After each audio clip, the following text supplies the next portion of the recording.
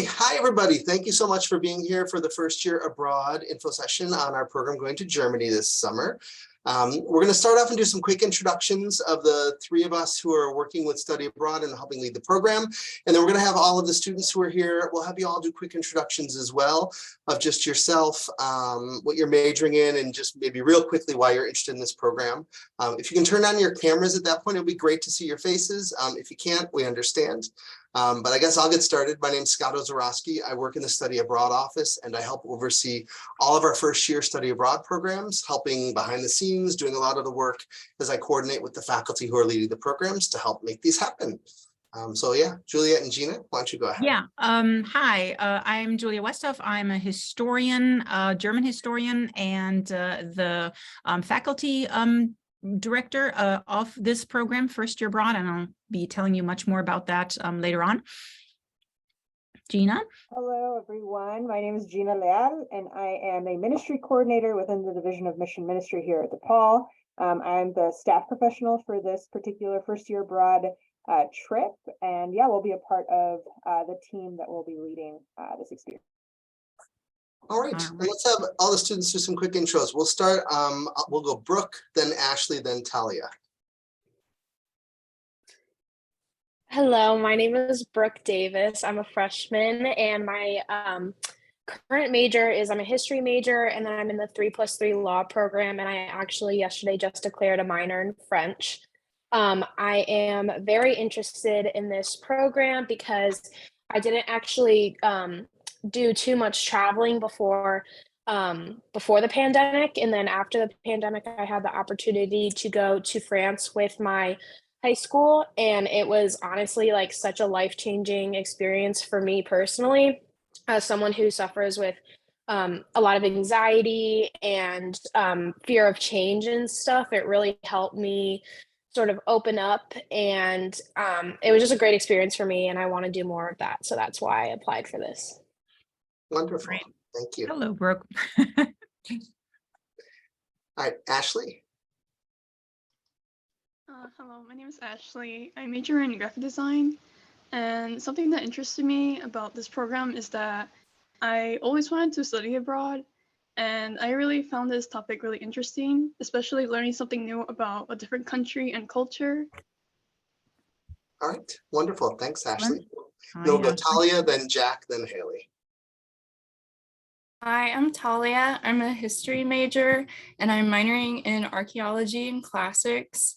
And I wanted to apply for this program because, like Brooke, I went abroad last year. I had the opportunity to go to Ecuador, and that was really life-changing for me. And I think studying history abroad is like one of the most efficient ways to learn it. So I was really interested in this program. Mm-hmm. Hey, Talia. Thank you. Jack. Hi guys, my name is Jack. Can you guys hear me? Is that good? Mm-hmm. Sweet. My name is Jack. I am in the music school. I'm doing a sound recording technology and jazz performance. And I'm interested in going to study abroad because, yeah, like kind of people have said before, I've heard really great things about traveling abroad in like an educational setting. And I really want to like go again, like to the art scene and the music scenes and other places other than the United States. So, yeah. All right, thanks, Jack. And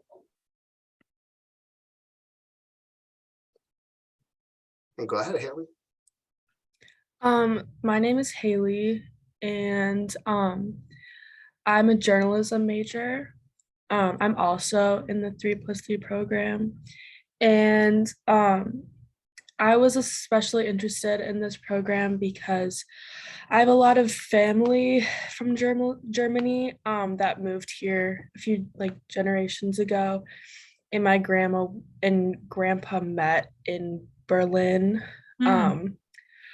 during the Cold War. They both worked for the government, and I'm really interested in the history of Berlin, and I just took a class about Southeastern Europe and the fall of the Berlin Wall, and how that was a really interesting historical development.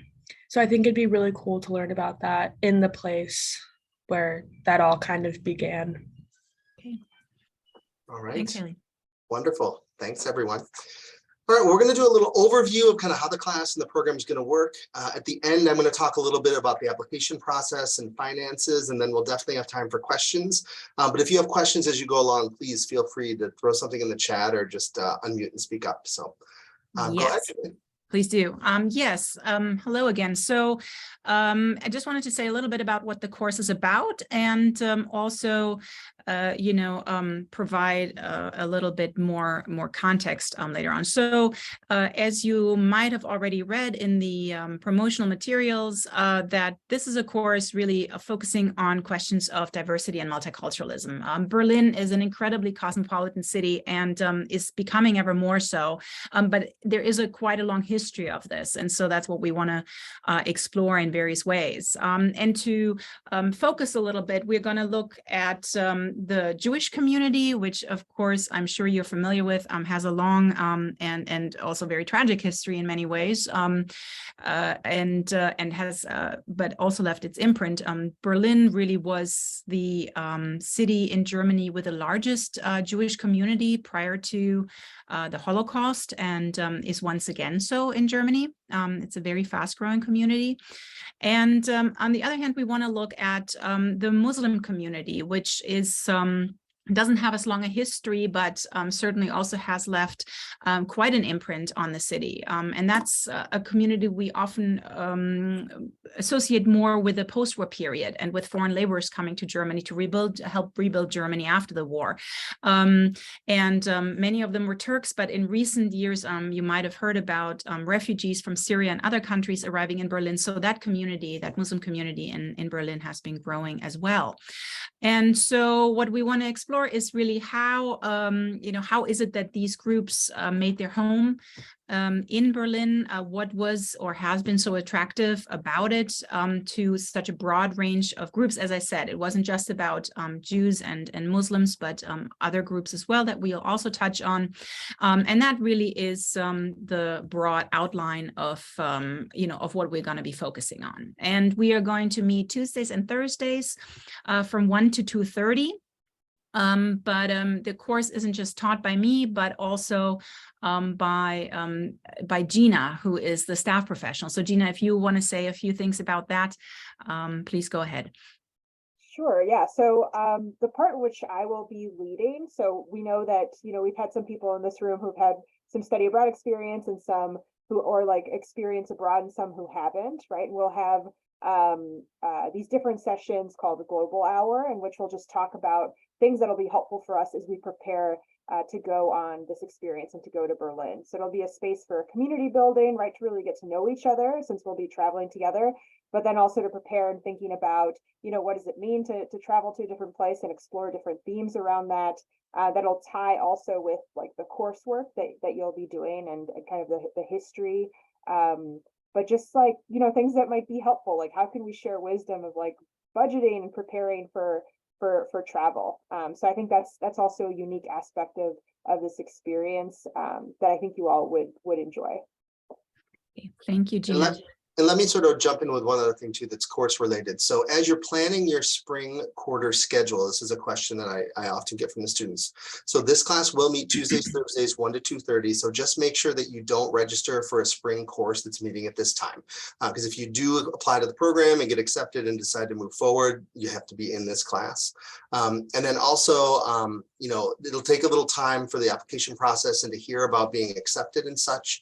So if you want to register in a backup class, just waiting to see what happens with your application, you can totally do that. And then once you're accepted and decide you're going to do the program, you can drop that backup class, or just make sure to leave some space in your schedule in terms of knowing that we're going to be enrolling you in basically 6 credits of coursework. It's this 4-credit class for your focal point seminar. And then you get an additional 2 credits of classwork that we enroll you in that has to do with the time that you're abroad. So just know that you're going to be in 6 credits in the spring quarter. So register yourself for probably a maximum of 12 credits if you don't want to go over 18 credits. And then we would put you in these additional 6. Or like I said, you could be in a backup course that you drop then. And we can talk more about that when the time comes. All right, thanks for that, Scott. Just to maybe deepen a little bit what I was just saying about the course, what kinds of questions are going to guide us. One would be, what is it that attracted, groups of people to migrate to Berlin, to settle there? What made it so attractive? And ultimately, also, why did these groups stay, right? And then, of course, another question we have to ask is, how did the settled native non-Jewish German population react to these developments? Again, many of you, I'm sure, know what happened during the Nazi era, even before the Nazi era, and then ultimately in the Holocaust. But it's a story, as I said, and a history. We're not just going to be focusing on the Jewish community, but think about various communities in Berlin more broadly. But certainly the history of the Jewish community and kind of the emergence of the Jewish community after war and Holocaust is also central to what we're going to be discussing. So we need to also look at how that past then shaped what came after, right? What kinds of effects did the Nazi past have on, or did it have on what then happened in the post-war period? How did it shape the way in which these relationships between the native population and other populations in the city develop? And so really it's a question of the evolving multiculturalism that has made Berlin what it is. I don't know if you know this, but it has become a major place for expats also from the United States to settle. So it has also a large US community, a large British community. English is spoken very widely, although you should never expect that people speak English. But that also gives it that cosmopolitan flair, ever more so. And ultimately, we're going to look at a variety of different disciplines, such as history. I'm myself am a historian, so that should not be a surprise. But also in terms of architecture and literature, how can these different disciplines help us answer these various questions? And if anybody has any questions right now, certainly feel free to speak up, because right now I cannot see the chat. I don't know why I can't see the chat, but if you have questions, just speak up. I'll let you know if anything's in the chat, Julia. Okay, great.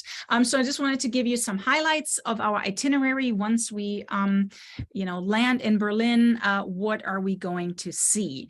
And this is really just a very small selection of places. We do definitely plan on visiting the seat of government, which is the building called Reichstag. Which is in the heart of Berlin, was destroyed was destroyed during World War II. And I don't know if many of you know this, but Berlin was not the capital of West Germany. Bonn was a rather small city in the very western part of Germany on the Rhine, and Berlin only became the capital again about not quite 25 years ago. So it took a while, and with it then the old Reichstag, the old building of government, once again became the old new building of government, and in many ways it reflects the history that we are talking about, the meaning of who is German, who belongs, how those who are seen on the margins, how they're being treated. All of that, in many ways, was also decided, within the walls of these very historic building. And so we are definitely going to go not just in it, but also on it, and that's what you see here from previous trips. You can enter the building, you can see it from the inside, but you can also walk on the roof of it and get another view of Berlin in a way that you might not otherwise. So we're going to, talk about the historical significance, but also the architectural significance. So here also where the architecture comes in, and you're going to get a tour and really experience it firsthand, being in and on the building. Not far from the Reichstag is the Brandenburg Gate, that might also be a familiar sight to some of you. It's one of the iconic structures of Berlin, and here, and this also hints at the openness of Berlin these days. This is a picture I took in June a number of years ago during Berlin Pride, and so Berlin is also very much cosmopolitan and open to a wide variety of groups, in terms not just of ethnic, or national background, but also sexual orientation. So, and various identities. So that's also Berlin. This is a very beautiful looking villa mansion on the outskirts of Berlin in a very posh neighborhood. And it has a very dark history. It was the building where the so-called Final Solution was adopted, which as some of you might know, it was the euphemistic term the Nazis used for the extermination, the mass extermination of Jews. And so this is the site where it happened, and we are going to go visit it. And again, the contrast could not be starker, right, between this beautiful environment and when you walk out the back. So this is the front of the building, I believe. If you walk out the back, you see the Wannsee, which is a beautiful lake, a recreation area in Berlin. So, it's again, the architectural aspects of it, the historical aspects of it play a major role here to also get a deeper understanding of what happened. This is a fairly new construction in Berlin. It's the Jewish Museum. You can see the architecture is really fascinating. Might remind you even of a broken swastika, for example, right? The symbol of the Nazis. And it is not a Holocaust museum, that has to be said. It certainly also has a section on the Holocaust, but it is meant to really give people insight into the millennia-long history of Jewish life in Germany. Jews were not recent arrivals, at least not a good number of them. There was some migration from Eastern Europe to Germany in the late 19th century, but there was a long history of Jews in Germany, and this museum is meant to deepen our understanding of that. So we are going to visit that unique site as well, and it just got a major overhaul, so I'm really excited to visit it with you. And finally, the less iconic, shall I say, or less well-known sites and corners of Berlin that we'll be visiting as well. The everyday, as I put it here, immigrant neighborhoods. So these are pictures from a neighborhood called Kreuzberg. That is the neighborhood where many Turkish immigrants, or initially Turkish laborers before they became immigrants, settled and left a huge imprint. And so we will definitely explore that as well, and the everyday of life in the here and now, the lived experience, the contemporary lived experience of immigrants and Turkish immigrants in particular. You will know this sooner or later about me. I'm very food driven, and I love good food. So I do think that one of the best ways to also learn about aspects of a city and its people is through food. So that's definitely going to be a central element of our trip as well. And while we cannot share all the meals together, although there will be quite a few we will share, I'm always more than happy to give you tips. And Berlin still, I should say, even though it is getting incredibly popular and also more expensive, is still incredibly affordable as well. So that's something that you yourself can also do, among many other things, is to explore Berlin through food. That was my part for now. Unless there are any questions, I will give it back to Scott. All right. I'm just going to talk for a few minutes about some of the logistics, and then we'll definitely take any questions that you all might have. So the application deadline for the program is February 1st, so coming up next week. I know that some of you have started or completed your applications already, some maybe have not, but please make sure to be working on that soon if you haven't. Please don't wait until 11:30 p.m. on January 31st. If you can just get it done sometime in this later this week or the weekend, that would be great. If you have not started your application yet, you just go to the First Year Germany program page. There's a big blue Apply Now button. You click on that. And then that gives you everything you need to know in terms of the application questionnaire and such. In addition to filling out the application, which is pretty straightforward, it just asks you a handful of short answer questions. But in addition to that, we do ask for one recommendation. And so that either is from a DePaul faculty member, or it can be from potentially a high school teacher or a high school counselor as well, if need be. A lot of times it's one of your Discover or Explore professors from the fall. But if you don't have someone at DePaul, you can ask a high school teacher or counselor. Important, they do not have to write you like a big, long recommendation letter. That's not what this is about. All you do is you put in their email address. Sorry. Oh, that's okay. I messed up. This was going to happen sooner or later. Hang on. No worries. So you just put in their email address. It sends them a quick online link where they do a quick online questionnaire. So it's very quick and easy. It's not a big time commitment for these recommenders. But make sure to request that early. You don't want to request that at the last minute because it sometimes takes a little time for them to fill that out.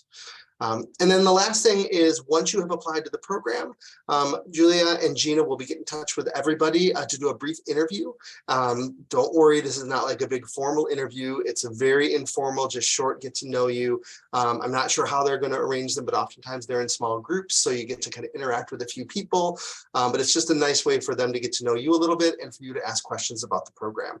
So be on the lookout in the next couple of weeks for an email to sign up for an interview slot. And then we will let you know if you've been accepted to the program. And so sometime sort of in mid to late February. And we'll let you know at that point if you've been accepted. And then if you haven't accepted, if you did get a scholarship, and if so, how much that's for. You don't have to do any kind of separate application for our study abroad scholarships for this program. As long as you get your main application for the program in by February 1st, you're automatically considered. We do have special scholarship funding for these first year programs. The smallest scholarships are around $1,000 up to the largest scholarships, which can cover almost the full cost of the program. So I always tell students, if money is something you're concerned about, apply to the program, see if you get accepted, see what kind of scholarship you get, and then you can decide.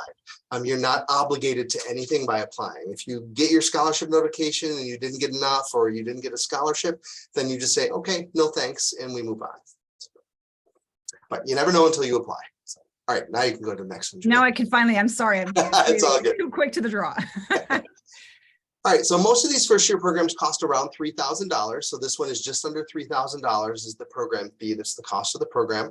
I'll talk in a second about what that includes. But like I said before, you're going to be enrolled in 6 credit hours. As long as you don't go over 18 credit hours in your spring quarter, there's no additional tuition cost you have to pay. So it's just that program fee. But if you do go over 18 credits, you do have to pay extra tuition, just like you would any quarter if you overloaded over 18 credits. So if you want to make sure you don't have extra tuition to pay, just make sure that you only enroll yourself in 12 credits, knowing that these 6 credits would go on top and be a maximum of 18. I am okay. so sorry, Scott. That's okay. Or you could even potentially enroll yourself in 8 credits, and then these 6 credits make you at 14 credits. But yeah, just letting you know how that works. In terms of the program fee, it includes almost everything you're going to need for the program. It includes your airfare, all of your accommodations, and probably 2/3 of your lunches. It's all your breakfasts. It's over half, 2/3 of your meals. It's all your breakfasts. It's the majority of your lunches and a few of your dinners. Also, all your activities, all your transportation. We enroll you in international travel, health, and accident insurance. So really, all that you need on top of this is just money for those additional handful of meals you're going to do, and you can eat pretty cheaply. And then just any personal spending money for things you might want to do on any free time.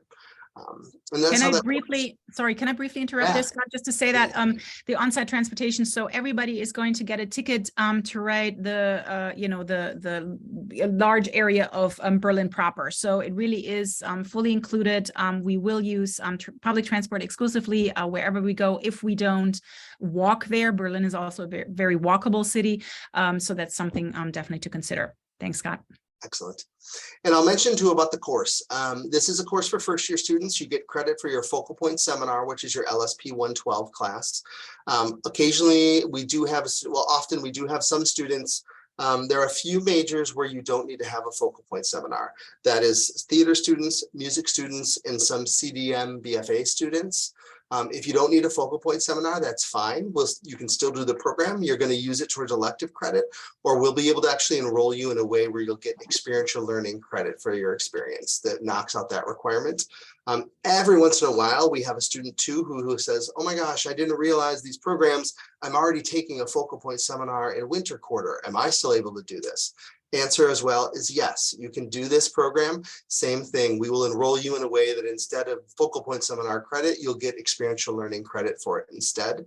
And then as well, honor students don't have the focal point seminar required for their program, but we have a specific articulation with the honors program so that if you do this, you will get specific honors credit. This one knocks out your honors 102 history course. So that being said, basically, as long as you are a first year student and it's open to you, we do occasionally have sophomores who maybe couldn't take LSP 112 their first year. And that is a situation where we'll allow them to apply as well if you still do need to complete your LSP 112, but weren't able to take it. So, all right. I think that was that. So yeah, if you have any questions, you know, the Germany webpage, if you go to that, it has all the information about the program. Feel free, if you have questions about the application process, to email me. You can email Professor Westhoff if you have any questions about the course or kind of the travel part of the program. And then, yeah, let's, why don't we stop the share and have everyone up, and then we can just open this up to any questions that people might have. Feel free to unmute or put something in the chat.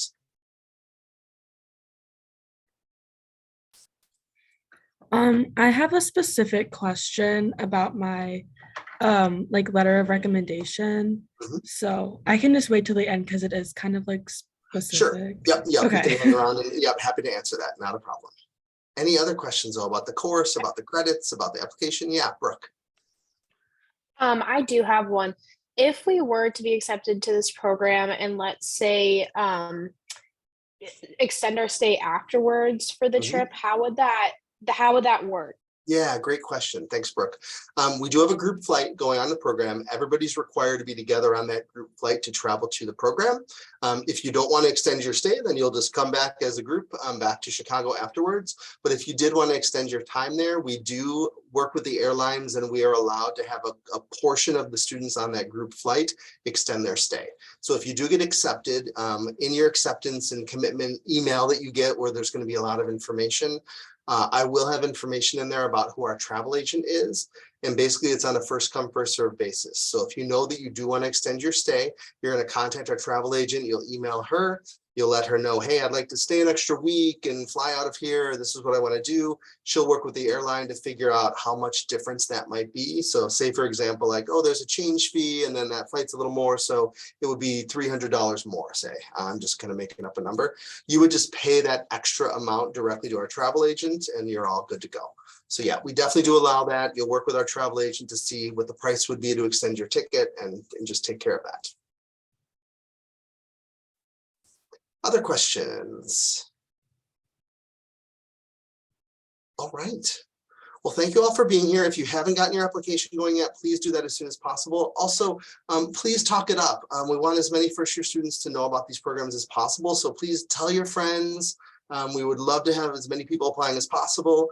But yeah, we'll stick around for any individual questions that you might have. And thank you all for being here today. Yeah, thanks everyone. And hope to see you soon.